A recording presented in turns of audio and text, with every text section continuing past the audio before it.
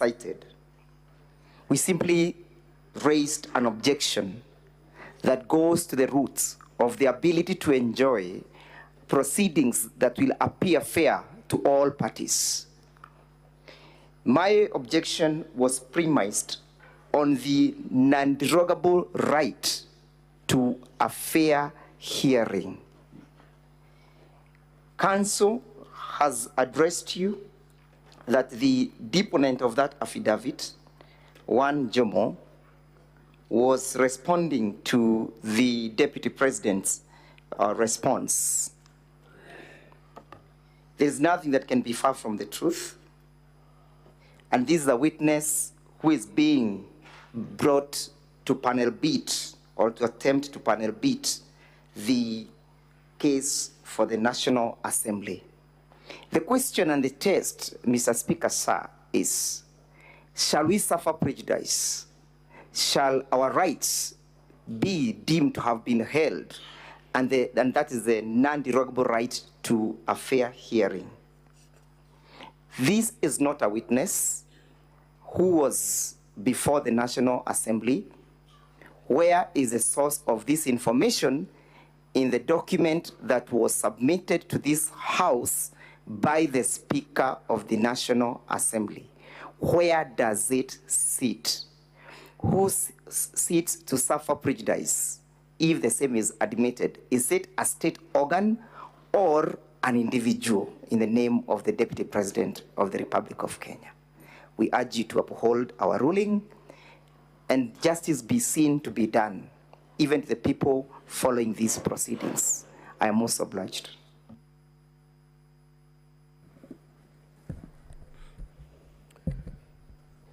Now, Honorable Senators, the second preliminary objection raised by the Council for the Deputy President was that the following documents which were submitted by the National Assembly on Monday, the 14th of October 2024, were not part of the bundle of documents of the National Assembly that was served on the Deputy President on Wednesday, the 9th of October 2024. These are an affidavit sworn by Mr. Peterson Jomo Mushira, and B, the document of the National Assembly marked as Volume 8A, responses from various government agencies.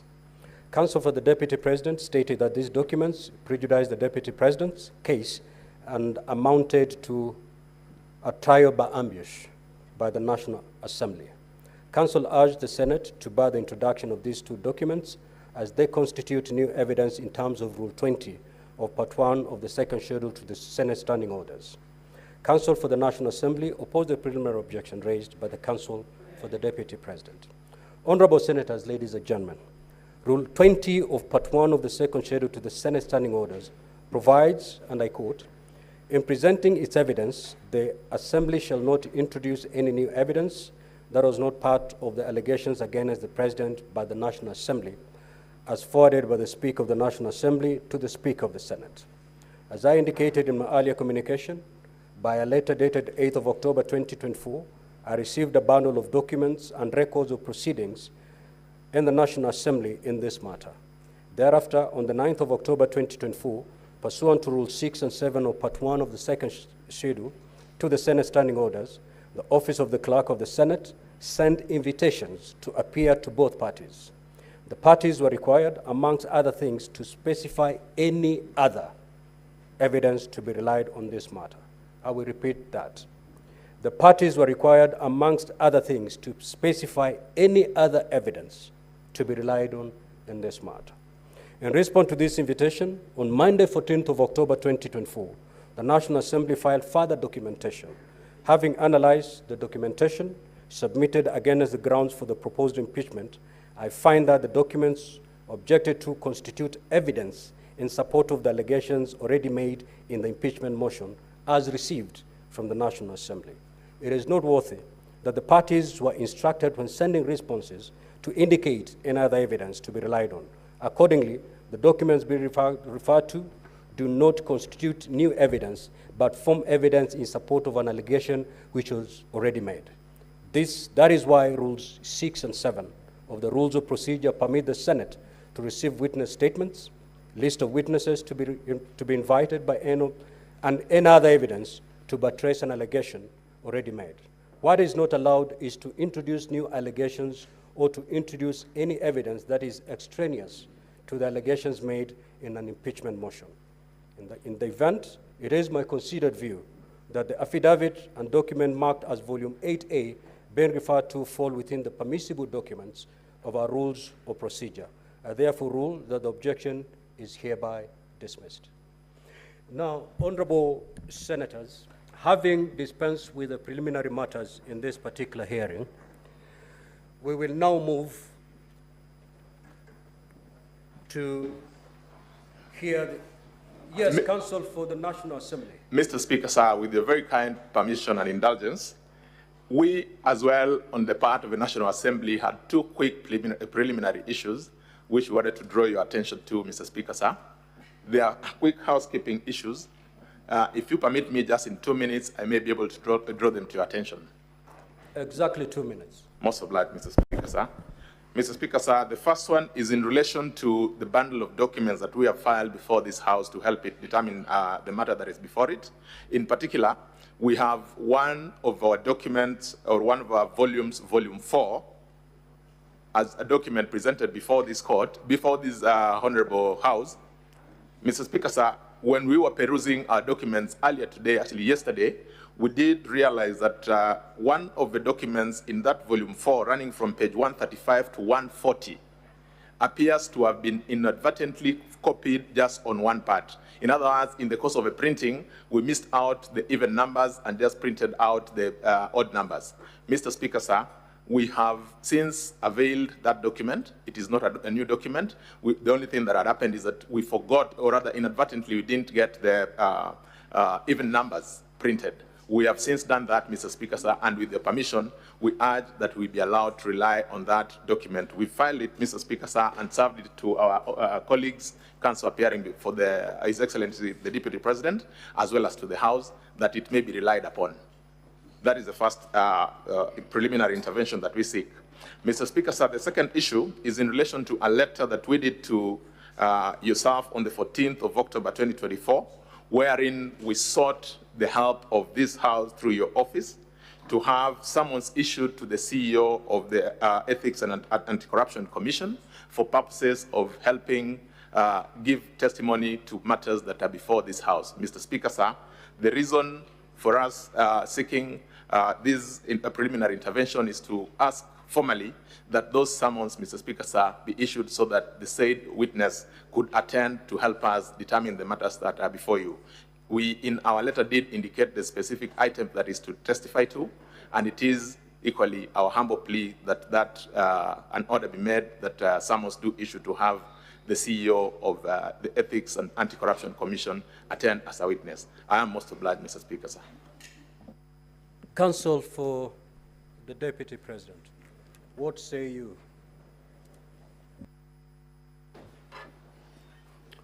Mheshimiwa Speaker, honorable senators, with regard to the first request, which I understand to mean that when they were photocopying, some pages were left, we are going to examine that and see what was served on us and what those pages that are now being introduced contain.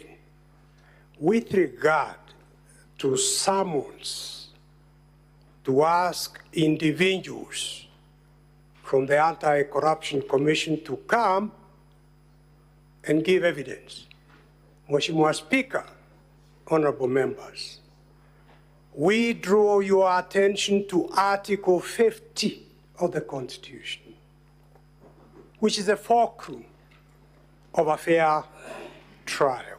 And this honorable House is executing a quasi-judicial function of the most weighty nature regarding the removal from office of the Deputy President of the Republic of Kenya, elected by the people of Kenya.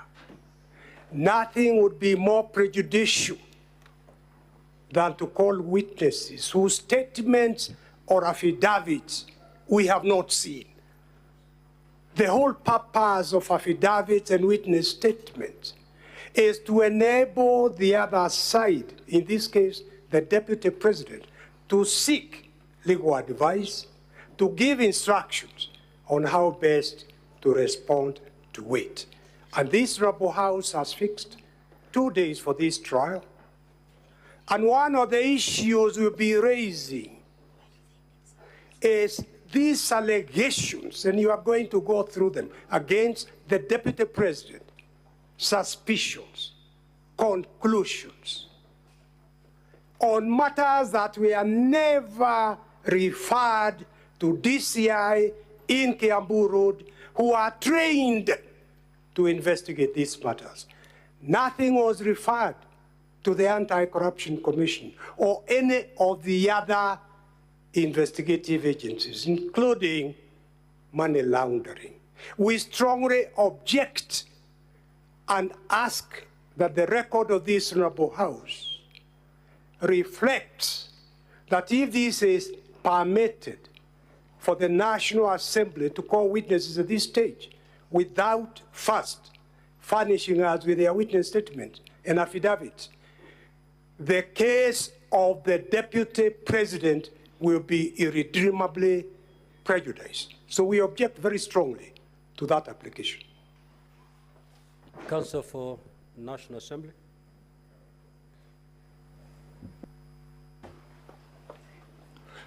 Mr. Speaker, sir, in brief rejoinder to the objection by learned senior counsel for the Deputy President.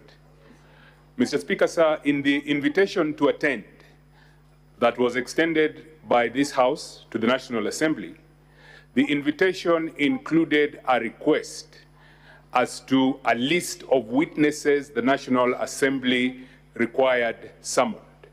We responded to that request, and Mr. Speaker, sir, all we seek is a confirmation that our response has been actioned. What the learned counsel for the Deputy President is objecting to is not our request, but really it is a response to a request made by this august House. I'm most obliged. Counsel for Deputy President, do I get it that you have no problem with the first request made by the National Assembly? Mheshimiwa Speaker, we would want to see those pages. And that time we'll be able to say yes or no. It is the second one. Clerk, has that document been made available to the Deputy President's team?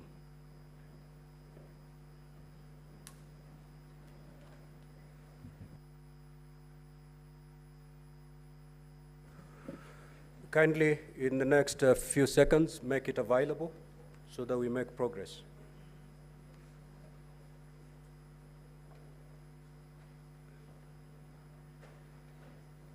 Honorable Senators, if there's any senator who has not gotten that document, you may also let the chair know so that we supply you with that document. Senator Mazayo, Senator Olekina, Senator Miraj, Senator Kavindu, Crystal Asige, Senator Kajwang.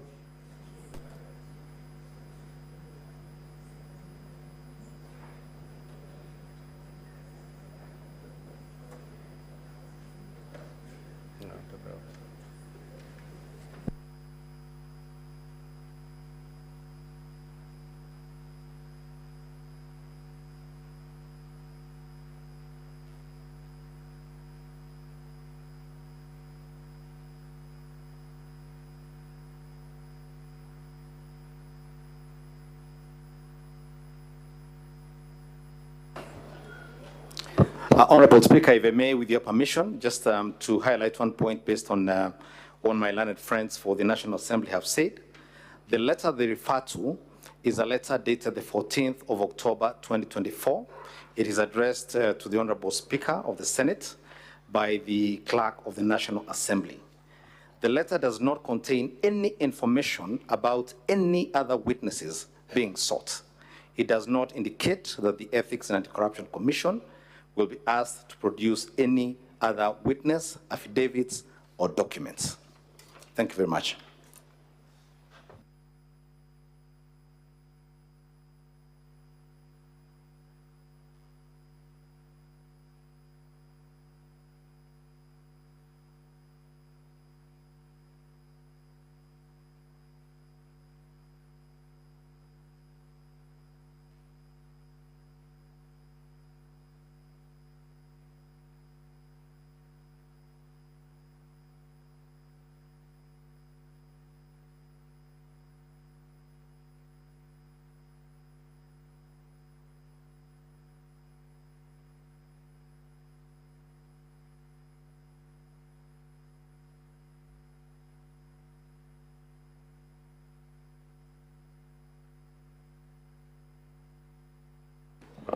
Mr. Speaker, sir, if I may.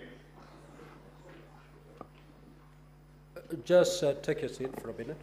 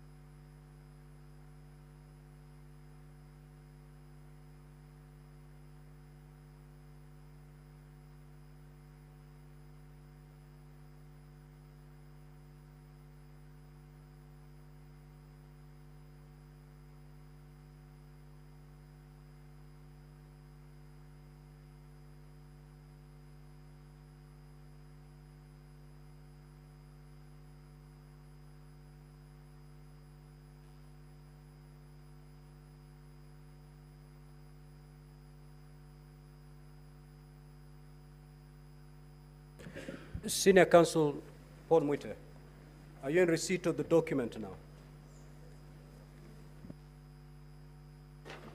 Mheshimiwa Speaker, this document, we are seeing it for the first time now, 3-4 minutes ago. And it has got many, many pages, so we were quickly going through it.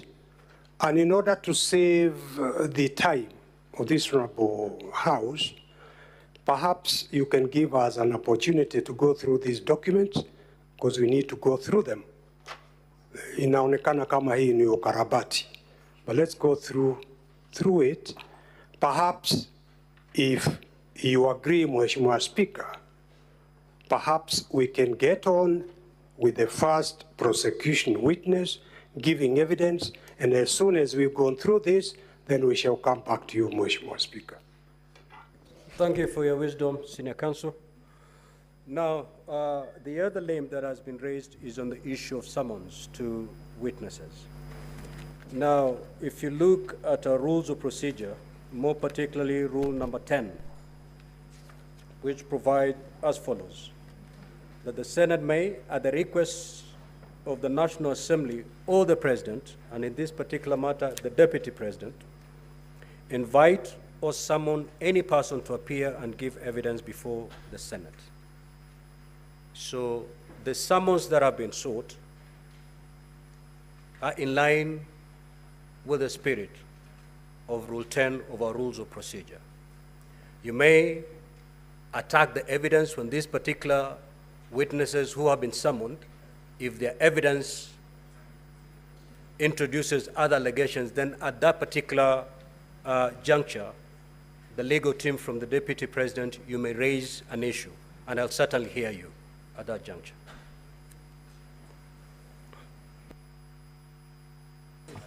Permit me, Mheshimiwa Speaker, to place it on record that the rules of this Honorable Senate must and have to be respected. But even above respecting the rules of this Honorable House, our Constitution has to be respected. Article 50, the right to a fair trial, which in terms of Article 25C, Mheshimiwa Speaker, you will remember, you are aware, that is a right that cannot be compromised in any manner.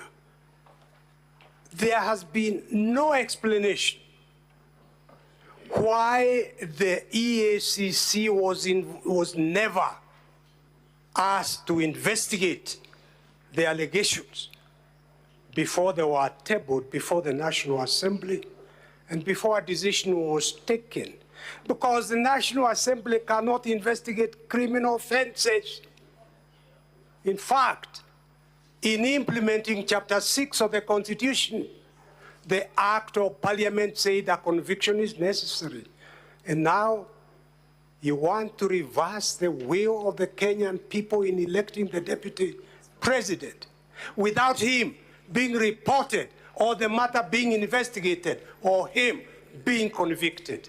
Mheshimiwa Speaker, I plead that you reconsider your exercise of that discretion in permitting witnesses from the EACC to be called in order for the deputy president to have a fair trial before the Senate. Thank you. Senior Counsel Paul Mwite, Mheshimiwa Speaker, you're actually arguing your case.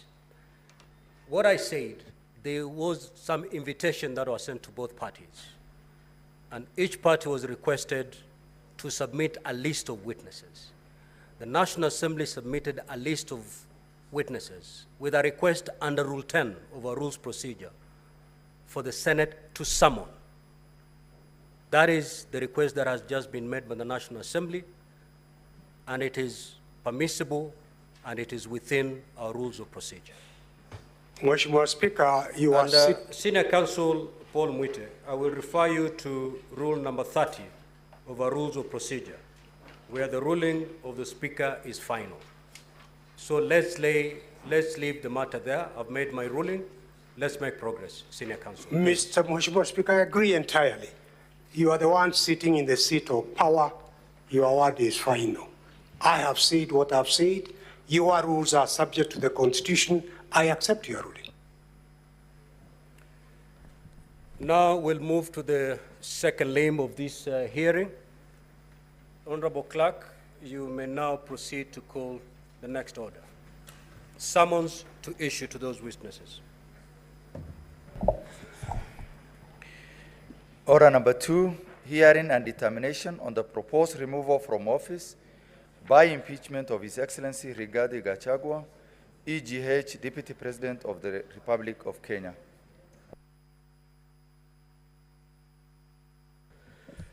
Now, honorable senators, ladies and gentlemen, we are going to move to the opening statements. Each party will have exactly half an hour to make their opening statement, starting with the Counsel for the National Assembly. Your time starts running from now.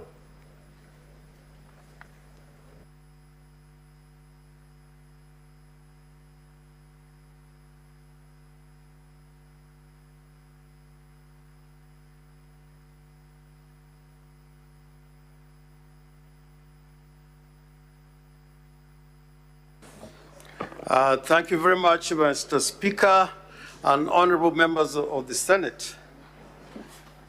Indeed, speaking for us, this is a very momentous occasion in our history and must be recorded as such. The United States of America is 248 years old since its independence. And for that entire 2.5 centuries, no Vice President of the United States has undergone a process of removal by way of impeachment. In a way, we are making history. And for me, it is such an important occasion for the 13th Parliament and this Senate that it will go down in the annals of history that the first impeachment of a deputy president in the Republic of Kenya was undertaken by this particular Senate. And we come here with a lot of confidence that the Senate is not new to the process of impeachment as understood under our Constitution. Indeed, the Senate has handled so many impeachment proceedings in relation to the offices of governors and deputy governors. And more importantly, that this Senate has been a great contributor in establishing the jurisprudence revolving around the impeachment process in the Republic of Kenya. Many of the cases that have gone for determination in our system of courts, High Courts, Court of Appeal, and the Supreme Court have involved the participation of the Senate. So as we address you today, we are not addressing a chamber that is dealing with a novel idea. Indeed, by dint of Article 10 of the Constitution, which requires all state organs and state officers to make any decisions or apply the law and the Constitution, they are required to apply the Constitution of the Republic of Kenya. That is by dint of Article 1, Article 10, Sub-Article 1. So it should not be lost to anybody that the application of the Constitution in decision-making is entirely in the province of the courts.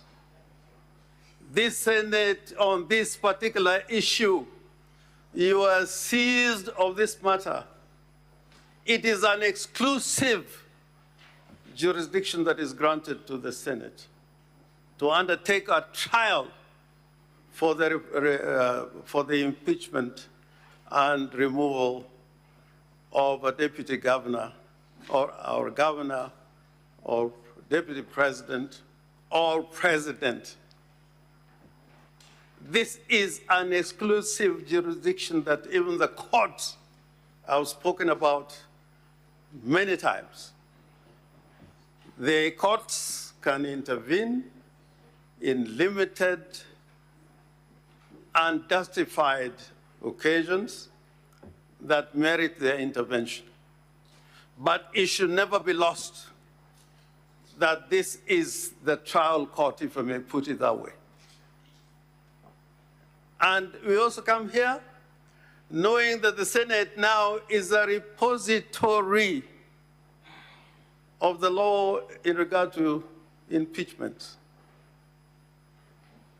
All the cases involving the impeachment of governors and deputy governors that have gone to the courts have involved the participation of the Senate. So if ever we are to talk about a repository of the law regarding removal of state officers by way of impeachment, it is the Senate. And it should not be lost historically from comparative studies of various jurisdictions why this role in our constitutional design was left to the Senate. It was a decision by the framers of our Constitution that this should be an exclusive matter to be dealt by the Senate. Having said that, I was advised by the leadership of our National Assembly, who are our clients, to read a certain passage from the Bible. I think I have a copy here.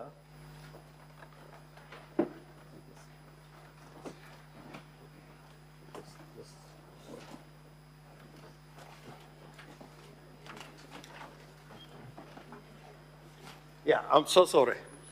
I had to carry this particular Bible. I was so advised. And this is, I read the Bible a lot to myself. but never in this kind of occasion. And this is in the book of Exodus 22, verse 22 and 23. And I'll read both the St. James Version, which is the one I prefer because of the language, and from the Living Bible, which is in English is more appropriate.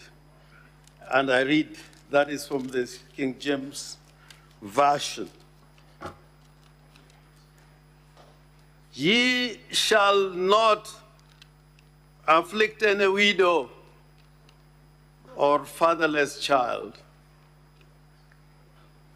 and my wrath shall wax hot, and I will kill you with the sword, and your wives shall be widows, and your children fatherless.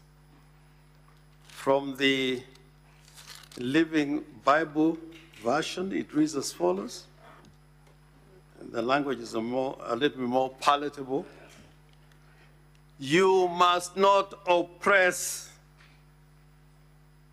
or you must not exploit widows or orphans. If you do so in any way, and they cry to me for my help, I shall surely give it, and my anger shall flame out against you, and I will kill you with enemy armies, so that your wives will be widows and your children fatherless. This is the Lord of the Old Testament. Now, I will come back to this matter later, but for now, I want to walk a constitutional journey with the Senate in giving a panoramic view of what our constitutional order is in regard to the office of the president and the deputy president. Under the old constitution, we had no provisions that like the ones we have in this constitution. But this constitution, and I want to persuade the Honorable Senate, that it does not just address rights as contemplated in the Bill of Rights, but it also addresses fears. Fears out of a long struggle and experience of the people of Kenya. And in the Kenyan people having given themselves this constitution, they were addressing rights and fears, and more importantly, they wanted to establish a system of government that can work. And with that, I want to take the Senate to Article 75 of the Constitution, just to draw the attention of the House of the seriousness of the matter we are dealing with, which is provisions in relation to oath of office of state officers. 74. Before assuming office, before assuming a state office, acting in a state office, or performing any functions of the state office, a person shall take and subscribe the oath or affirmation of office in the manner and form prescribed by the third schedule or under an act of Parliament. Mr. Speaker, I want to take you to that schedule, and I want to draw a difference, a distinction between the oath of office that is administered to the president and the deputy president, as opposed to the other oaths that are taken by other state officers, including members of parliament. And there's a big distinction. And when it comes to the oath of the due execution of office for the president and that of the deputy president, which is found in the 3rd schedule of the Constitution, there are words there that I would plead to the Senate to consider in consideration to the matters which are raised in the motion of impeachment by the National Assembly and the charges as they've been read out here.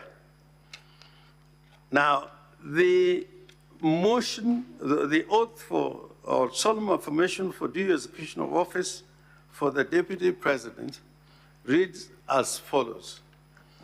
I do swear solemnly affirm that I will always truly and diligently serve the people and the Republic of Kenya in the office of the Deputy President. I pause there to emphasize those words that are found in the Constitution, that I will always truly and diligently serve the people of Kenya, that is the Republic of Kenya, and it continues to say as follows, that I will diligently discharge my duties and perform my functions in the said office to the best of my judgment, that I will at all times, when so required, faithfully and truly give my counsel and advice to the President of the Republic of Kenya, and that I will do justice to all without fear. I emphasize the word doing justice to all. Those 3 words in the oaths and affirmations for due execution of office, which are found in the 3rd schedule, are not contained in similar words when it comes to the Speaker of the Senate, the Speaker of the National Assembly, the Chief Justice. It only applies to the Deputy President and the President. Why am I saying this? Because if you look at the Constitution in terms of the election of the President and and the Deputy President, you'll find that, Mr. Speaker, sir, that the President and the Deputy President are elected at constituencies. At constituencies. And in that election, they must receive a majority of votes in at least half the constituencies in the Republic of Kenya. What I'm trying to say, it has come out, and I say this with utmost respect, that the Deputy President who stands here on trial by the Senate would assume that he was elected to represent the interests of a certain region. Whereas the Constitution is clear, he's elected by the whole country. He's got no area to protect. Under the old Constitution, the President had to be elected from a constituency, a Vice President had to be elected from a constituency as a member of Parliament. This Constitution has no similar provisions. And now when you come to the functions of the Deputy President, and I think this is extremely important in the kind of relationship that there should be between the President and the Deputy President, it says so in the following words, which I need to read for clarity in terms of the Deputy President. And those are found in Article 147, that he shall be the principal assistant, deputized for the President in the execution of the President functions, and also he may be assigned duties by the President. The kind of symbiotic relationship that should exist between the President and the Deputy President is underlined in this Constitution. Now, it is uncontestable. And I think this is the issue that I want to deal with in some detail. It is uncontestable from the record that you have, even from the Deputy President, that the words he is accused to have uttered, where he alleges that Kenya is like a company existing of shareholders, that does not sit with the Constitution of the Republic of Kenya. Kenya is not a republic that is established on the basis of shareholding. It's a republic of citizens. So when a Deputy President talks about taking the interests of Watu Murima, for whatever that would mean, it is not in compliance with his constitutional remit. And the words are there. What he has said in public on this issue is very clear. The second issue is on the question of collective responsibility. You would find out from this constitution that in nearly all the important constitutional bodies established under the Constitution, the Deputy President is a member of those particular institutions or organs, like the National Security Council.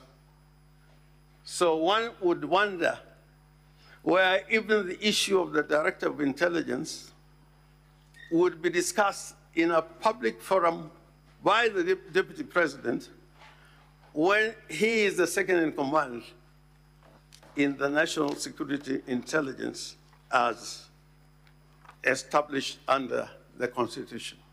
So I would want, and I plead with the Senate, look at the utterances of the Deputy President vis-a-vis his role under the Constitution. And he has even said that where he has said certain things that are deemed to be insightful, that is protected speech. It cannot be protected speech under our Constitution, because under Article 33 of the Constitution, because of what we have undergone as a nation,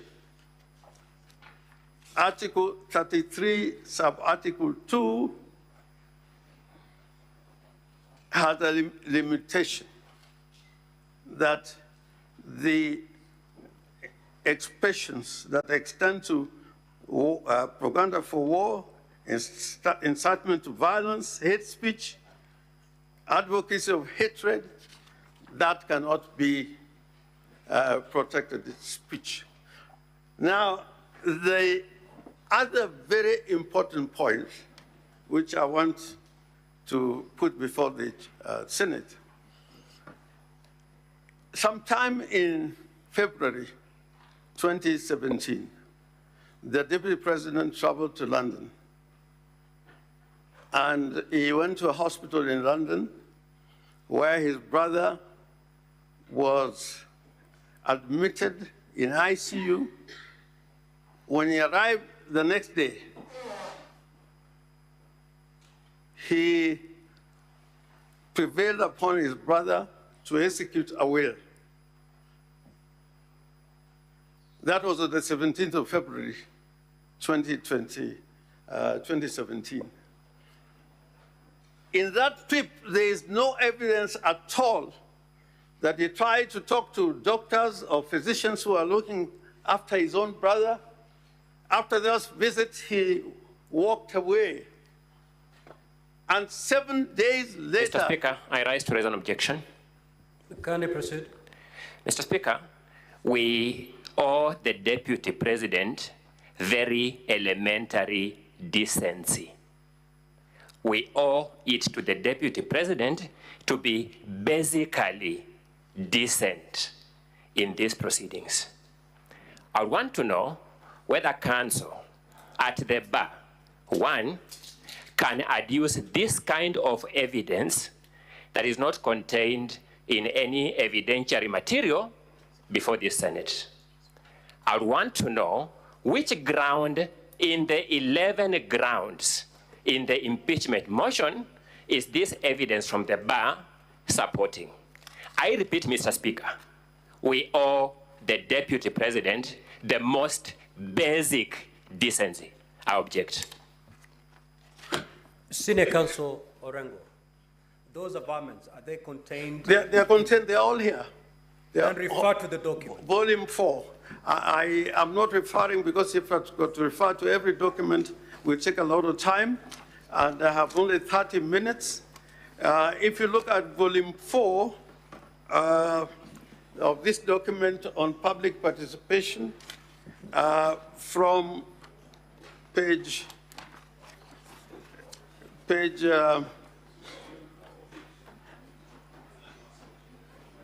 Volume 4 of the National Assembly. Of the National Assembly. Pages? Pages 114 to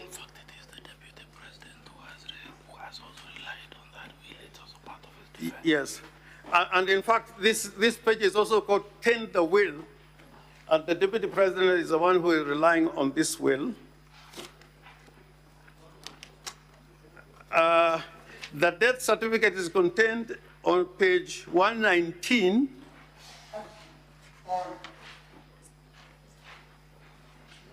And it shows the only person who attended the deceased, the brother of the Deputy President at that time, was his daughter, was the only person present. And then there's the will,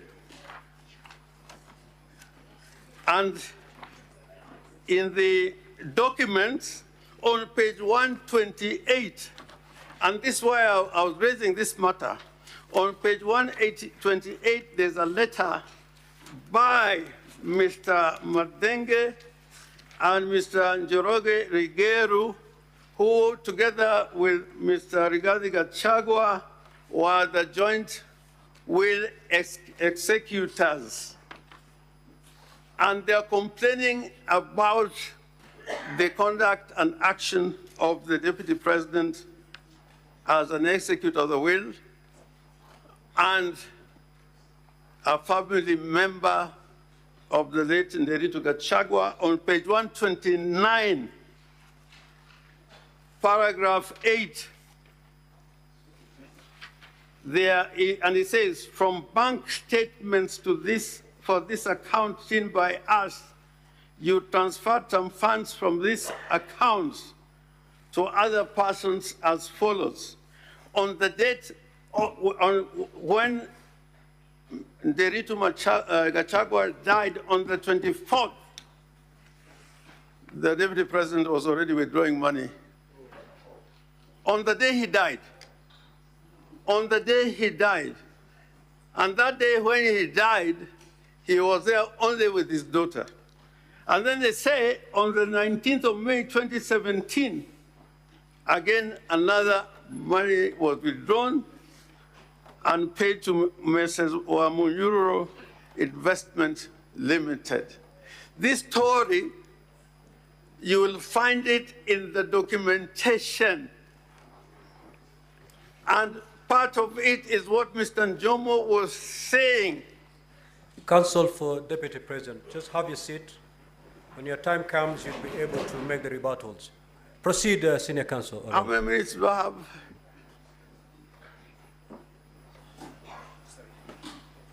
Mr. Speaker, I respect your direction. I'm willing to take a seat right away, but just to point out something. The document you are being referred to is the document you held in abeyance. Because it was given to us later for purposes of our consideration. That's number one.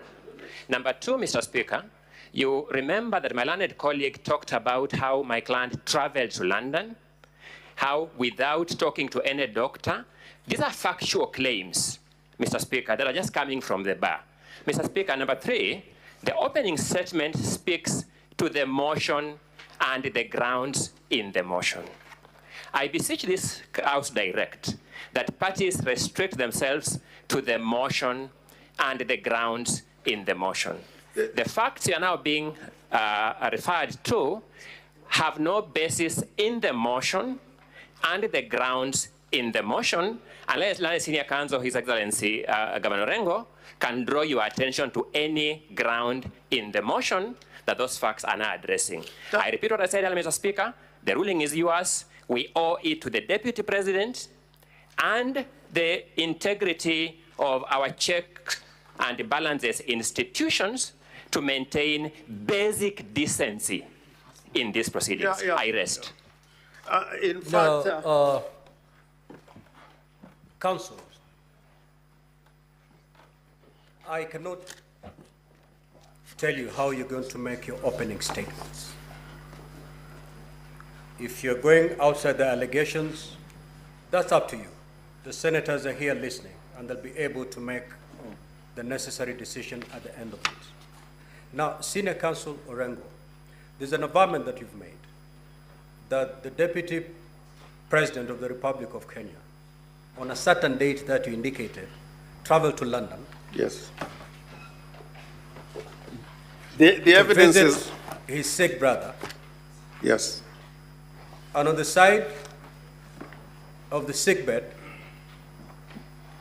he made his brother sign a will. Is that contained anywhere in the documents from the National Assembly? My Lord, Is it factual? Mr. Speaker, if you look at volume 4 from the pages that I indicated, right from page 113, it shows what flight he took, at what time, a British Airways flight on the 16th, and arrived in London on the 17th. The only business that comes out from that document and his documents is that he got a will signed, and there is no further evidence of his activities in London until 24th, when the only activity in which he didn't participate was to be present when his brother died in London. But all this I'm saying in relation to the allegations that we have against the Deputy President. Mr. Speaker, sir. Counsel, ordinarily, no objections are raised during the 30 minutes of the opening statement. Ordinarily. I have tried to accommodate, but now you're stretching my generosity a bit too far. Allow Senior Counsel Orengo to conclude. In your opening statement, you may choose to make a rejoinder. What I want to conclude is this. From what I've said, from the way his brother's accounts were raided, that was continued to the time when All Life Guidance was acquired for a sale by proxy of 412 million shillings. He bought property in Nyeri, the outspan and treetops for an amount exceeding 800 million shillings. And we're saying part of that money was not money coming from him, and evidence will show that he was raiding monies that truly belonged to the estate of his late brother to acquire property. If that is not an offense by law, these were proceeds of crime committed by the Deputy President to acquire property. And to drive this point home, the judgment by Justice Minor, which is also part of the record, where she made a determination, and that judgment stands, that the 200 million shillings that was found in an account with a financial institution, in excess of 200 million shillings, were proceeds of crime. And that 200 million shillings, again, the documentation here, if you look at it and we show it in evidence, was the same money that was used to acquire treetops and Aberdares as part of the money that his sons were able to use to acquire those properties. So we are saying that the acquisition of these properties came out of criminal conduct, and all the particulars of the criminal conduct is found in the documents that were presented before the Senate. Now, Mr. Speaker, I think that it is critical that we look at the authority of the office of the Deputy President vis-a-vis that of the President, the doctrine of collective responsibility. And I showed why the office of the Deputy President is so important in carrying certain functions so long as he lives to the true spirit of the Constitution. Many times, and the incidents have been shown, acts of insubordination, like when he issued a press statement in Mombasa after the president himself had issued a statement that went contrary, absolute insubordination to the president, who is his boss. And if really one can talk about insubordination, that was an act of insubordination. Lastly, the other issue that I need to bring out quickly is that the Constitution and the Senate is aware of the fact that at the end of, at every 5 years, you pass a basis for allocation of resources here in the Senate. And they abide by certain principles which are contained in Article 203 of the Constitution. This issue about certain areas being preferred because they're shareholders goes against the very spirit of the Constitution. Or the notion that people can be appointed into government on the basis of how they voted or on the basis that they are shareholders, that is not again borne by the Constitution, because the executive authority that is granted to the executive requires that even in allocation of revenue and appointment of people to serve in the public service must depend on regional balance. So to talk about shareholders, to talk about some people being able to reap on the basis of shareholding, that is repugnant and in conflict with the provisions in our Constitution. Now, Mr. Speaker, I would want to say this with all the seriousness it deserves. This Constitution is supposed to work. It's supposed to work. And it can only work if state officers are compliant with the provisions of the Constitution. 2 minutes to wind up. Yeah. Well, if they're compliant with the provisions of the Constitution. The doctrine of collective responsibility and the authority of members of the cabinet spring from the fact that they are all individually and collectively responsible to the president. If that primary principle cannot be applied, then it will be difficult for any government elected to function in a manner that they can deliver services to the people of the Republic of Kenya. So I urge this Honorable Senate that having painted that large picture, the next phase, when you are now going to listen to the evidence and look at the exhibits that we have attached, you'll find that a strong case has been made out for the impeachment and removal from office of the Deputy President of the Republic of Kenya. And this Senate should not shy away from undertaking that responsibility. It does not matter that there is a matter that could be taken to DCI or to the AACC. The role of Senate is different to undertake oversight over those who are given a responsibility to manage the affairs of the country. And that does not depend on the role of any other agency or body created by the Constitution.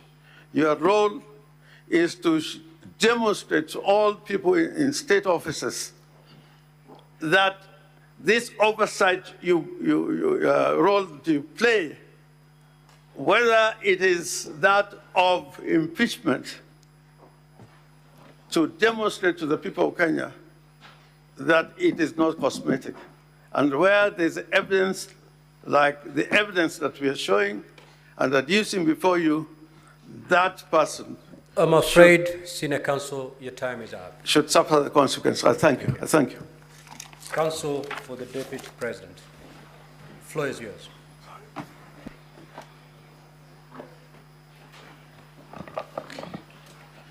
Thank you, Mr. Speaker, sir, and thank you, distinguished senators. My name is Elisha Ongoya. I stand here to make the Deputy President's opening statement. Allow me, Mr. Speaker, sir, distinguished senators, to open by reminding us some fundamental principles. We are sitting here today as a Senate to discharge a constitutional mandate.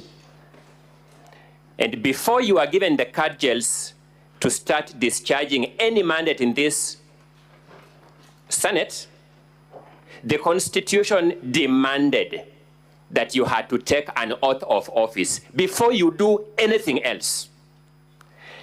I now understand better why that oath of office was prescribed and why it was framed the way it was framed. The Deputy President reminds you the following terms in your oath of office before you assumed office to discharge the functions of senators.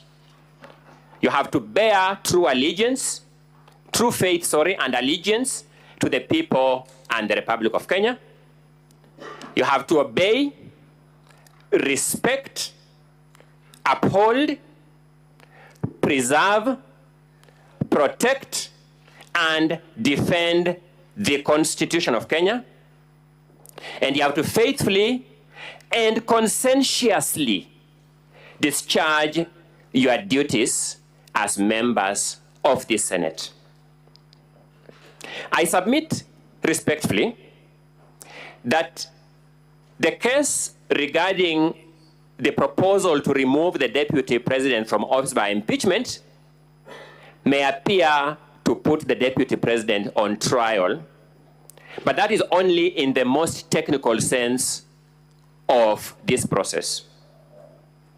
At a more significant level, what is on trial throughout these proceedings is the resilience and steadfastness of our Constitution, our constitutional institutions of checks and balances, and actually their capacity to withstand any form of waves and pressures. That is what is truly on trial.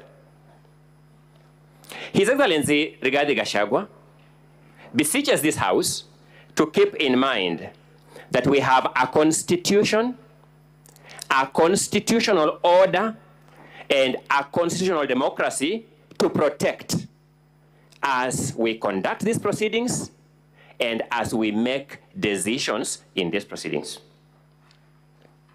He asks you that at the end of this exercise, let our constitution, our constitutional democracy, and our constitutional order emerge stronger. Allow me to address this House on the defined standard for impeachment of the Deputy President.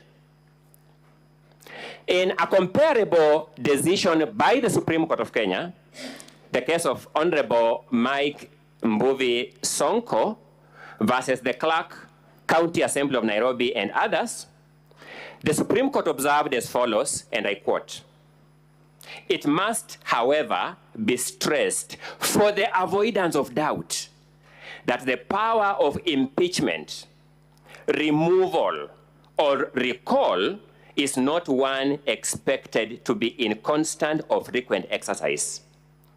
It is only in the face of credible evidence of extraordinary wrongdoing that the conduct of a state officer will be investigated And even then, only upon sufficient proof of the allegations that the impeachment, removal, or recall would be warranted.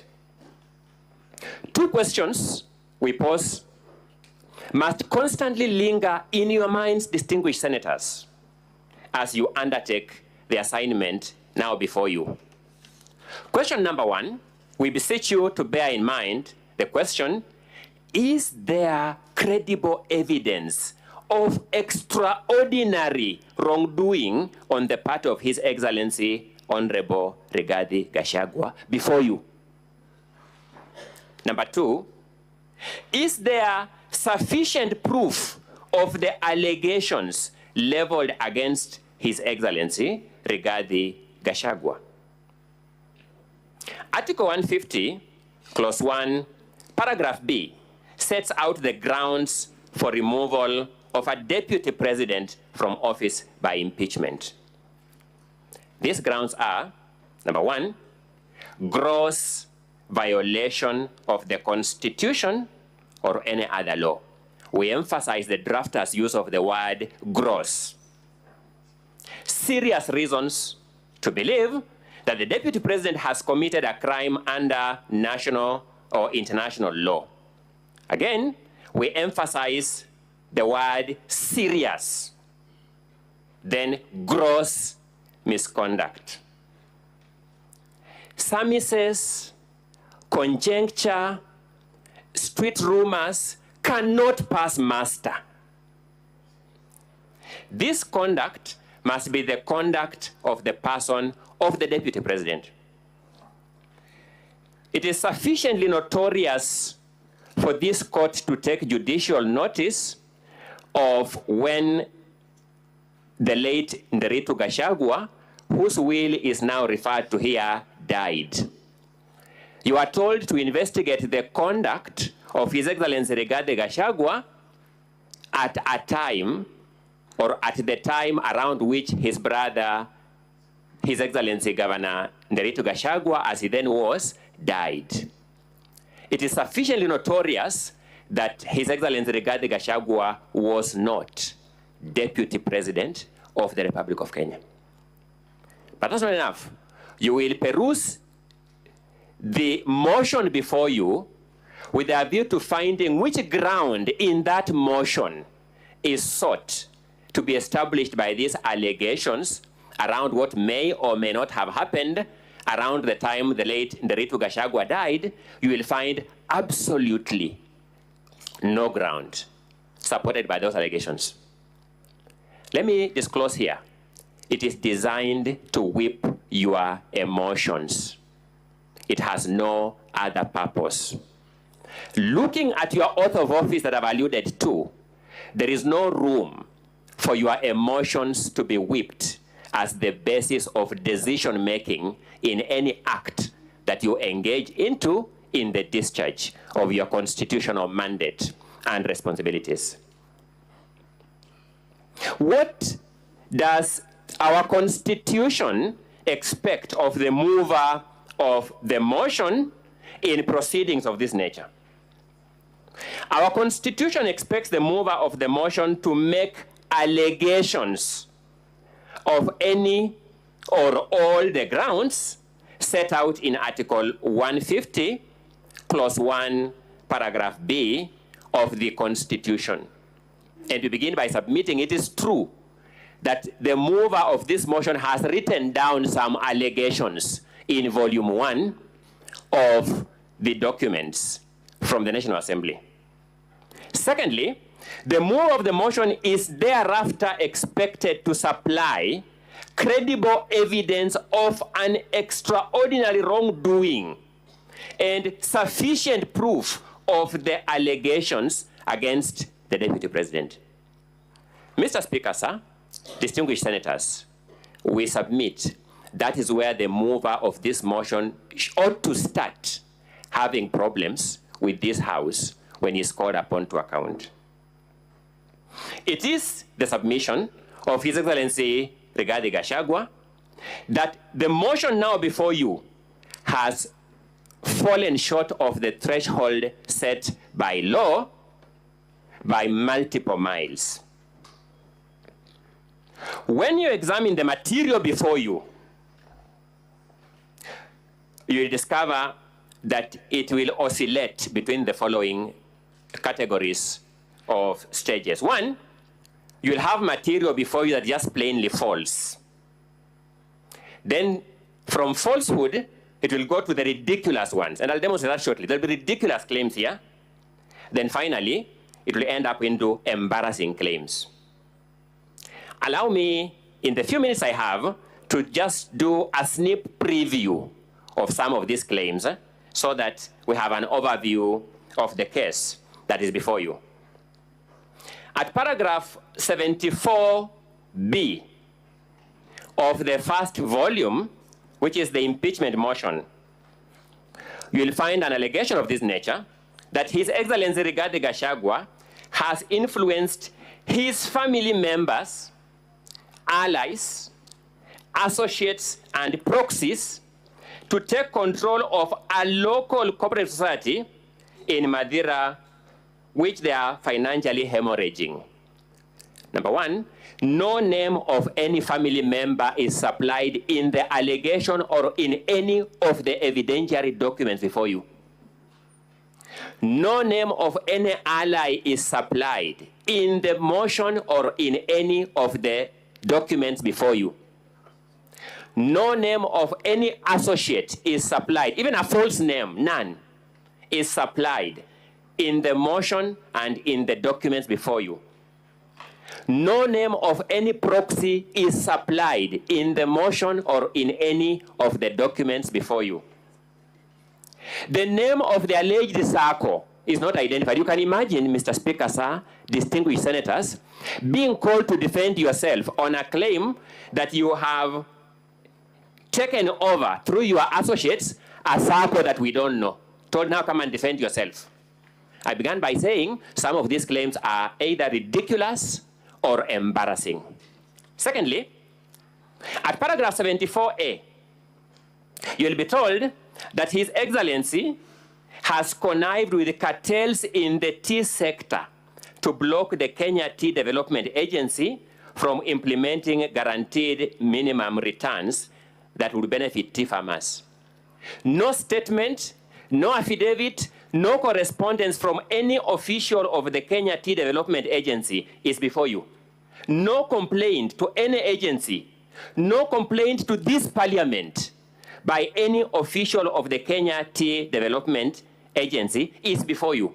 It's just a claim which the mover of this motion said before the National Assembly, and surprisingly, to those of us who have some residual faith in our institution, he told the National Assembly, just believe my word for what it is. And when we thought that was a joke, we got a joke lifted a notch higher. The National Assembly actually just believed his word for what it is. No evidence. Nothing in the affidavits before you addresses anything about the Kenya Tea Development Agency. Nothing in the 5 affidavits before you. Let's progress, good people. Paragraph 72 of the motion before you states that His Excellency has persistently undermined, demeaned, and committed insubordination instead of assisting the President. And let's face it, Mr. Speaker, sir, distinguished senators, if you accuse somebody of insubordination, the only person who can complain of being insubordinated is the supervisor. No statement from the President, no affidavit from the President, even no witness summons to the President has been sought here to call him to complain he has been insubordinated. The Deputy President, when he received this motion, wrote to the Secretary to the Cabinet requesting to be supplied by all assignments given to him by the President and any that he has not delivered. To date, as we stand here, we have not received a response to that letter. And yet we shall be told, just believe the mover of this motion, the member of parliament for Kibwezi West constituency, that when he is oscillating between the National Assembly and Kibwezi West to serve his people, he knows better than the supervisor of the Deputy President that the Deputy President has insubordinated his boss. I began by observing they will move from the false through the ridiculous to the embarrassing, and these are the claims before you. At paragraph 64, paragraph A of the impeachment motion, you will be told that His Excellency, the Deputy President, said that he would present a petition for the removal of Justice Esther Maina from office, which he has not done to date. Mr. Speaker, sir, my eyes are normally problematic, so I will not know the time allocation. 15 minutes. Thank you so much, Mr. Speaker, sir. The claim is that His Excellency publicly said that he would present a petition for the removal of Justice Esther Maina from office, which he has not done to date. That's the complaint. Evidence is before you that there is a pending complaint by His Excellency, the Deputy President, before the Judicial Service Commission. So the mover of this motion first has perjured himself in his affidavit by saying that each of these facts are correct, when this fact is false by evidence available. You will find that paragraph 34 of the motion before you, it says that His Excellency falsely threatened to file a petition for removal of Justice Esther Maina. How can the Deputy President be accused of falsely threatening when in fact he has filed the complaint? Where is the falsehood when there is a pending complaint? That complaint is before you in the Deputy President's documents for your own perusal. I began by saying they'll move from the false through the ridiculous to the embarrassing. At paragraph 78C, you'll be told that His Excellency routinely summons procurement officers in ministries and state institutions and instructs them to direct procurement of goods and services in a specific manner. No officer from any ministry will swear an affidavit claiming to have been summoned to award any procurement for any goods or any services in a particular manner. In fact, what you'll have before you is actually very ridiculous. You will be told that there was a tender for supply of mosquito nets that was cancelled in May 2023. Then a local company that was an agent of the supplier was following for the return of its bid bond in July, 2 months after the cancellation of the tender. How can you influence a tender that was cancelled 2 months ago? I told you it will move from the false through the ridiculous to the embarrassing. Now, the more interesting one is at paragraph 78A. You will be told that His Excellency bullied Kenya Medical Supplies Agency officials into awarding a tender for the supply of mosquito nets to Crystal Limited. Good people, Crystal Limited was not even a bidder for that tender. He pressurized people to award it to somebody who is not even a bidder for that tender. I observed it will move from the false through the ridiculous to the embarrassing. Those of us who understand this motion for what it is, understand why these panel-beating maneuvers are being tried here. The motion as presented and approved by the National Assembly will remain in our constitutional history as the most embarrassing motion ever approved by a House of Parliament in the Commonwealth. We respectfully submit. You'll be told at paragraph 58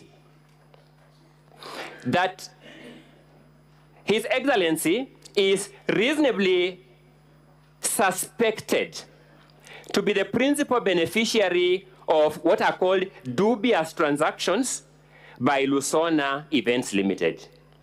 You will then go to the allegations on Lusona Events Limited, and you want to see those transactions, how are they terminating to the Deputy President?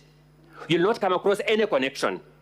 They'll just say, a director of this company withdrew some money from his own company. The Deputy President is a director. None of his family members are director. That person withdrew money from his company, bought a motor vehicle in his own name. The mover will say, I'm therefore drawing a reasonable conclusion that the Deputy President is the beneficiary of this? Good people, the word reasonable has meaning known to law. I submit very respectfully that this falls short of the definition of the word reasonable suspicion. I submit it actually gravitates towards unreasonable suspicion. Now let's look at this. You'll be told that His Excellency has acquired 40 acres of land in Kakuret, Kambraini, in Nyeri. Evidence before you will show that this is land that the Deputy President, in fact, bought from a current member of the National Assembly. So he knows that member. In 2015, before he even joined state office as a member of parliament, you are told that the purchase of this land in 2015 shows that in the last 2 years, the Deputy President has amassed immense wealth. I began by saying, let's be elementarily decent. One of the most frustrating things about preparing for such a hopelessly conceptualized, hopelessly crafted, and hopelessly presented case is that you begin doubting yourself because you begin wondering, what am I not seeing? Land bought from a sitting member of the National Assembly in the year 2015 is supposed to be evidence that in the last 2 years, His Excellency Rigathi Gachagua has amassed immense wealth from the office of the President to acquire that property. Now, let's look at paragraph 45G. You'll be told that His Excellency has acquired 80 acres of land in Meru County. No land registration number is provided. Not even an affidavit of a neighbor who says, I know yes, this land is my neighbor. Just an allegation by the mover of this motion like that. And the Swahili say, ukistaajabu ya Musa utaona Firauni. This mover of this motion stood before the National Assembly and said, just believe me for this statement as it is. The first joke. The second joke, the National Assembly actually believed him and approved the motion. You'll be told that paragraph 45H, that His Excellency has acquired a dairy farm in Nyandarua County. Now, I guess we all have a common understanding of what a dairy farm is. His Excellency has no dairy farm in Nyandarua County. The move of this motion does not give us any evidence of this dairy farm in Nyandarua County. You'll be told that His Excellency has used the office of the Deputy President to corruptly influence unnecessary and expensive renovation of his official residence in Karen and Mombasa. What will shock you is this, good people. The contract for the renovation of the official residence of the Deputy President was signed by the controller of State House. Unless the move of this motion wants to make a claim that the Deputy President conspired with the State House to have this contract executed. Number two, it will be known to all of us as members of Parliament that the money for renovation of this official residence was approved by the National Assembly. Is the National Assembly conceding that it approved money for unnecessary expenditure by government? How can the National Assembly approve money for use for renovation of the residence of the Deputy President, then after that money is used for the intended purpose, the renovation of the official residence of the President, now drag the Deputy President for impeachment for the reason of that renovation? I said it will move through the ridiculous to the embarrassing. You'll be told that the Deputy President has a helicopter landing facility at his land, Ruguru, Kiamariga, 1223 in Madeira.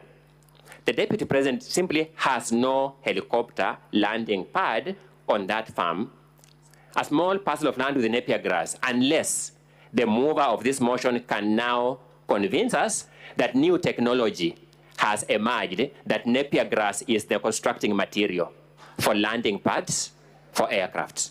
That's the only way it can make sense.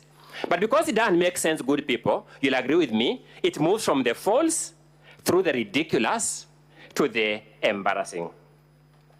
Now let's deal with it. You'll be told the deputy president has amassed a wealth portfolio amounting to 5.2 billion shillings. Elementarily, we must then look at the particularization. Tell us which one is what plus which one is what plus which one is what to amount to this 5.2 billion. This figure, the origin, is only known to the mover of this motion. There is nothing on the body of the motion. There is nothing in the documents attached to the motion. There is nothing in the video clips to be played by the mover of this motion that tells us mathematically how he arrived at this figure of 5.2 billion shillings.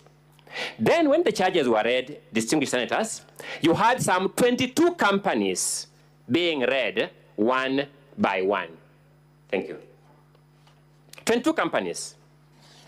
A number of things will surprise you. You'll just find a company listed called Spiritway Limited. Nothing in this motion tells us what wrong has this company done. Nothing in the motion, completely. It just listed there the way it is. Fortis Vis Group Limited. Nothing in this motion tells us what wrong has Fortis Vis Group Limited done. They're just companies whose names have been listed, and we have spent the taxpayers' money this afternoon listening to these companies' names being written with nothing in this motion telling us. So what wrong has Dorcas Rigathi Foundation done? What act are you complaining of for that company? What omission are you complaining of in respect of that company? Heartland Supplies Limited, you just find a name of a company there. No wrongdoing is alluded to it. No allegation is made against it. They're just companies thrown there. Distinguished senators, the Romans called their assembly, which was the equivalent of this Senate, the patres. It was an advisory council. That name was derived from an old Latin word meaning father. Senate derives its name from the Latin word senex, meaning old man. All these words are supposed to address the sagacious, the state of wisdom of the Senate. If this Senate lives true to its historical origin as the patres, if this Senate lives true to its Latin origins as the senex, the old man, the wise man, it will see through these lies, it will see through this ridiculousness, it will see through these embarrassing statements. If time were to permit, I will take you through other allegations that meet the same test of falsehood, ridiculousness, and embarrassment. Fortunately for us, the rules of procedure permit us to cross-examine the move of this motion and the respective witnesses as a way of bringing forth these lies much more clearly. We shall do that when the time presents itself. At the end of it all, we shall beseech you to do two things: to be true to your oath of office as senators, to be true to your oath of office as senators, to pour through this evidence, to listen keenly to this evidence, to make a decision premised on the evidence as tested here in cross-examination. And if you do that, we have no doubt in our mind, you will reach the same conclusion that what has been presented before you as a most consequential motion, perhaps in our lifetime, is false, is ridiculous, is embarrassing. I rest the governor's opening statement. That is the Deputy President Council. He's not the governor. My apologies, Mr. Speaker. I have been here multiple times on governance, and I think that is what was reigning in my mind. I rest the Deputy President's opening statement. My apologies for that. Very well. Now, honorable senators, will now move to hear the case of the National Assembly. Now, the National Assembly has 3 hours to present its case, meaning all the witnesses Evidence in chief, cross-examination will be given 2 hours.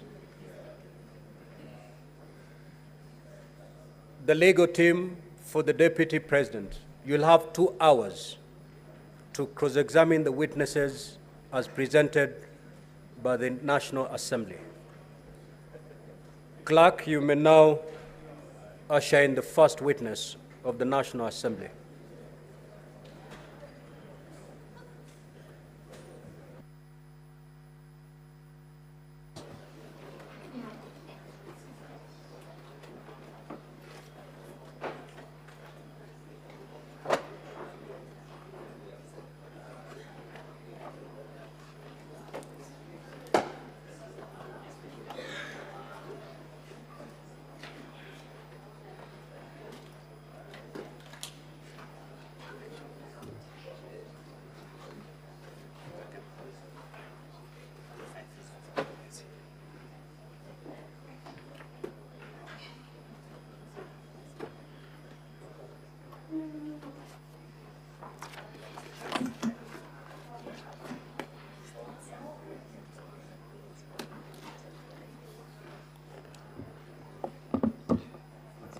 Mr. Speaker, as we wait for the witness, I crave, if it finds favor with you, one of my assistants could come to help us with turning the pages.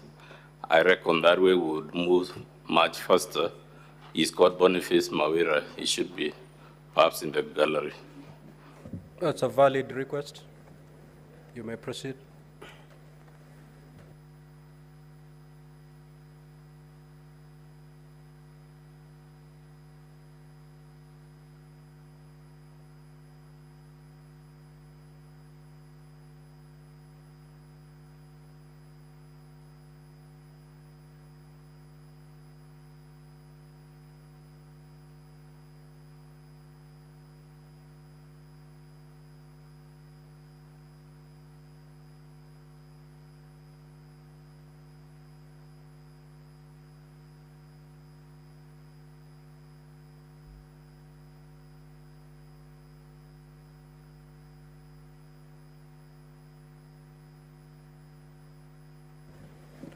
Counsel for the National Assembly, where are your witnesses coming from? They're taking too long. I think they must be in room 4, Honorable Speaker. Our first witness is the Honorable Ekomas Mwingi Motuse, who was the mover of the motion.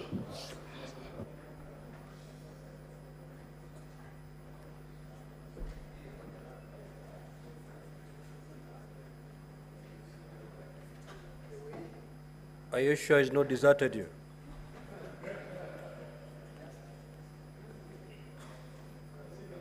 It is always a risk in this type of business, Honorable Speaker, but I'm sure he's around.